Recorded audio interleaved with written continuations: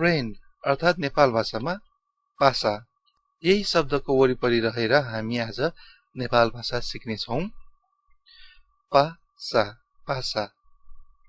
Imagine गर्नुस् कि तपाईको बच्चा बेला कुनै एउटा साथी थियो र त्यो साथीसँग तपाईको बिछोड भयो, अर्थात् त्यो साथीसँग तपाई धेरै वर्षसम्म छुट्टिने भयो। अब तपाईले त्यो साथीको याद आयो भनेदेखि तपाईले अब के कुराहरू गर्नुहुन्छ, के कुराहरू भन्नुहुन्छ, त्यो कुराहरूबाट हामी आज नेपाल भाषा सिक्ने छौं। सानो बेलाको कुरा हो, फुच्चाफुच्ची बेलाको कुरा, मानौ कि युकेजी 1 क्लास बेलाको कुरा हो। केटाको नाम राम भयो, केटीको नाम आकृति। अब रामले भन्छ कि सानो बेला मेरो एउटा साथी थियो।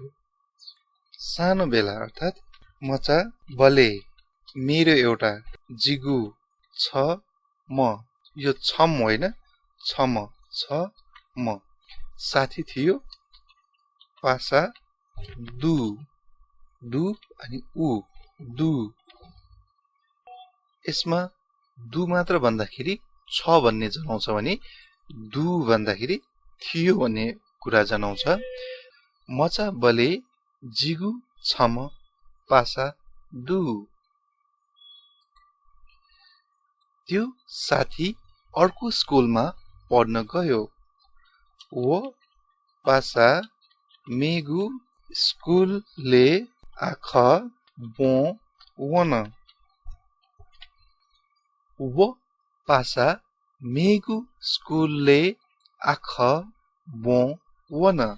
वो पासा अर्थात् त्यो साथी, मेगु अर्थात् अर्को, स्कुलमा अर्थात् स्कुलले पढ्न गयो, आख बो वन, वन अर्थात् गयो भन्न खोजेको। यो प्रोनाउन्स गर्दाखेरि बो मात्र होइन, बो भन्ने टोन आउँछ। बो वन, पढ भन्नु पर्यो भने हामीले आख बो भन्छ, पढ्न गयो भन्नु पर्यो भने आख बो वन। ट्युनमा थोरै फरक छ। मैले उसलाई मेरो एउटा फोटो दिएको थिएँ। जी उही त जिगु छापा फोटो बियौ। यसमा जी भन्नाले मैले भयो, उही त भन्नाले उसलाई, जिगु भन्नाले मेरो भयो, छपा भन्नाले एउटा, छपा भन्नाले अब एउटा कपी, एउटा फोटो भन्ने जनाउँछ। त्यस्तै गरी एउटा केटा भन्नु पर्यो भने छपा केटा भनिँदैन, छम मिज भनिन्छ।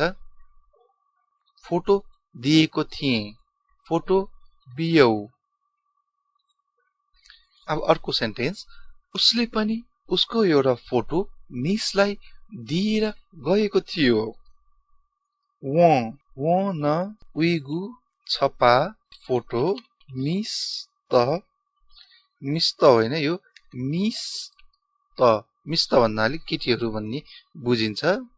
मिस त बिया वंगु। वो न उइगु छपा फोटो मिस त बिया वंगु। वो न भन्नाले उसले पनि, उइगु अर्थात् उसको एउटा फोटो, छपा फोटो मिसलाई दिएर गएको थियो। मिस त बिया वंगु, बिया वंगु अर्थात् दिएर गएको थियो। मिसले मलाई उसको फोटो दिनु भएको थियो।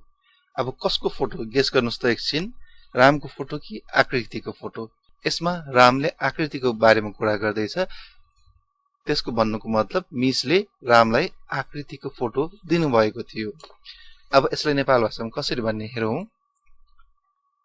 मिस जित उइगु फोटो बिउ अथवा बिया दिगु ख। मिस जित उइगु फोटो बिउगु ख अथवा मिस जित उइगु फोटो बिउगुको सट्टा बिया दिगु ख।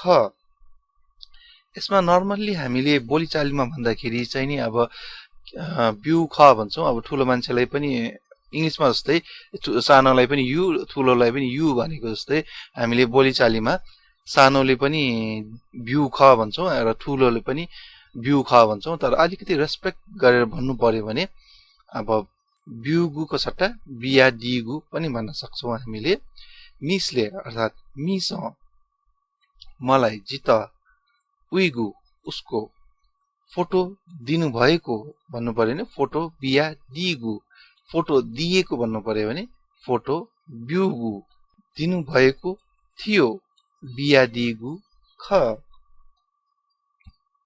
अब आकृतिसँग रामको फोटो छ रामसँग आकृतिको फोटो छ सानो बेला पाएको सानो फुच्चाफुच्चीहरुको पासपोर्ट साइजको फोटो छ अब उनीहरु ठूलो भइसकेको छ ठूलो भइसकेपछि उनीहरुसँग अझै त्यो फोटो बाँकी छ कि छैन अब उनीहरुले एक अर्कालाई याद गरेका होलान् अथवा बिर्सिसकेका छन् अब उनीहरुको भेट भयो होला कि भएन होला गेस गर्नु होला तपाईहरुले यो कुरा गेस गरेर कमेन्ट गर्नु होला त्यतिन्जेल म एउटा सब्स्क्राइबरले एउटा क्वेशन सोध्नु भएको छ त्यो क्वेशनको रिप्लाई गर्छु ड्रिमर स्ट्याटस वाइटीजी ले एउटा क्वेशन सोध्नु भएको छ उहाँले सोध्नु भएको क्वेशन रगत आयो हि वल हो भनेर सोध्नु भएको छ रगत आयोलाई हि वल नै भन्छ अनि त्यसपछि उहाँले सोध्नु भएको छ हातबाट रगत आयो कि क्या हो लाई चाहिँ कसरी भन्ने सर भनेर सोध्नु भएको छ ला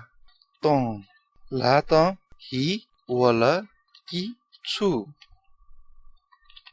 ला त हि वल कि छु